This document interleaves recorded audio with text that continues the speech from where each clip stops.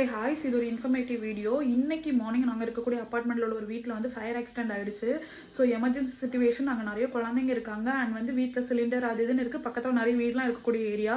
எனக்கு என்ன பண்ணுறதுனே தெரியல. உடனே 100 எல்லா நம்பருக்குமே கால் பண்ணேன். பட் அந்த டைமில் அவங்க பிஸியாக இருந்தனால நம்மளோட காலுக்கு ரெஸ்பான்ஸ் உடனே பண்ண முடியல. அவங்க வந்து பக்கத்தில் இருக்கக்கூடிய எல்லாரும் சேர்ந்து நிறைய பேர் வந்தாங்க. நிறையலாம் வந்து உடனடியாக அந்த ஃபயரை வந்து ஆஃப் பண்ணுறதுக்கு தண்ணியெல்லாம் எடுத்து ஊற்றி எல்லாம் கிளியர் பண்ணிட்டாங்க. காட்ஸ் கிரேஸ், யாருக்கும் எதுவும் ஆகலை. அவங்க வந்து காப்பாற்றிட்டாங்க.